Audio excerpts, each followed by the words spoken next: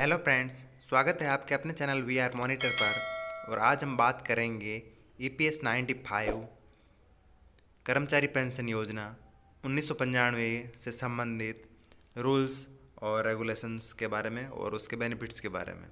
तो फ्रेंड्स, आप सभी से रिक्वेस्ट है, यदि चैनल पर पहली बार बने हैं तो EPS से संबंधित लेटेस्ट न्यूज़ प्राप्त करने के लिए आप चैनल को प्लीज़ सब्सक्राइब करें और शेयर एंड लाइक करें। तो चलिए फ्रेंड्स, शुरू करते हैं आज की वीडियो। कर्मचारी पेंशन योजना 1995 के नियम। जो कर्मचारी EPFO का सदस्य हैं वह स्वतः ही EPS का भी सदस्य बन जाता है। EPFO या EPS में एक व्यक्ति का एक ही सक्रिय खाता हो सकता है। एम्प्लॉयर के द्वारा कर्मचारी के PF खाते में जमा 12% में से 8.33% पैसा EPS एम्प्लॉय पेंशन स्कीम में जमा होता है। पेंशन के लिए व्यक्ति तभी पात्र हैं जब वह 10 साल से ज़्यादा EPFO में योगदान देता है।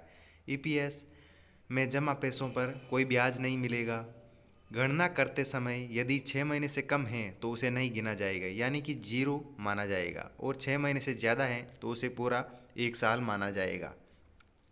EPF पेंशन के नियम से पेंशन भोगियों को 58 साल की उम्र के बाद जीवन भर पेंशन दी जाएगी। कुछ स्थितियों में व्यक्ति 50 साल की उम्र में भी पेंशन ले सकता है। 1971 की फैमिली पेंशन स्कीम के मेंबर को EPS 1995 में जोड़ दिया गया है नियमों के हिसाब से।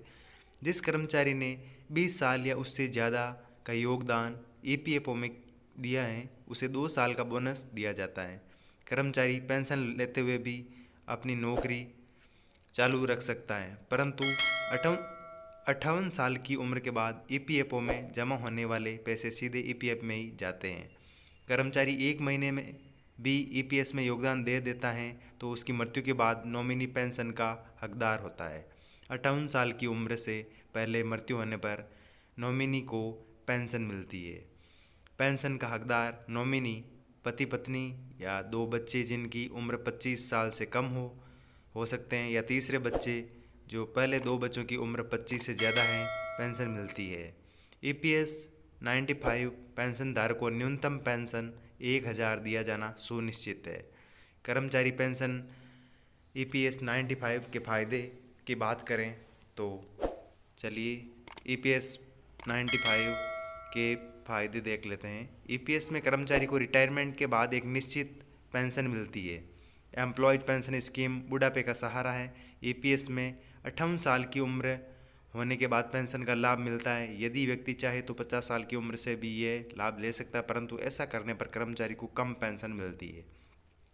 यदि कर्मचारी ने 20 साल की सेवा दी है तो 2 साल की सर्विस के बराबर अलग से बोनस दिया जाता है। एम्प्लॉयज पेंशन स्कीम में पेंशनर्स यदि 1 महीने भी पेंशन ले लेता है और इसके बाद यदि पेंशनर्स की मृत्यु हो जाती है तो नॉमिनी को उसकी पेंशन दी जाती है। यदि पेंशन लेने की उम्र 58 साल से पहले कर्मचारी की मृत्यु हो जाए तो इस पेंशन का लाभ उस कर्मचारी की पति पत्नी या नॉमिनी को दिया जाता है। मृत कर्मचारी की पेंशन लेने के लिए यदि पति पत्नी नहीं है तो उनके 2 बच्चों को जिनकी उम्र 25 साल से कम है उन्हें यह पेंशन का पैसा दिया जाता है। EPF पेंशन स्कीम में यदि मृत कर्मचारी की पेंशन लेने के लिए पति पत्नी नहीं है और 2 बच्चे हैं, उनकी उम्र 25 से ज़्यादा है, इस समय पर तीसरे बच्चे को पेंशन का पैसा दिया जाता है। EPS पेंशन स्कीम में सबसे बड़ी बेनिफिट ये है कि EDLI का 7 लाख रुपए तक का बीमा भी EPS कर्मचारी को दिया जाता है। तो फ्रेंड्स, ये तो थे EPS 1995 के फ़ायदे और नियम। तो फ्रेंड्स, EPS से संबंधित नई लेटेस्ट न्यूज़ प्राप्त करने के लिए आप सभी से रिक्वेस्ट है, चैनल को सब्सक्राइब जरूर करें और लाइक और शेयर करें। Thanks for watching video.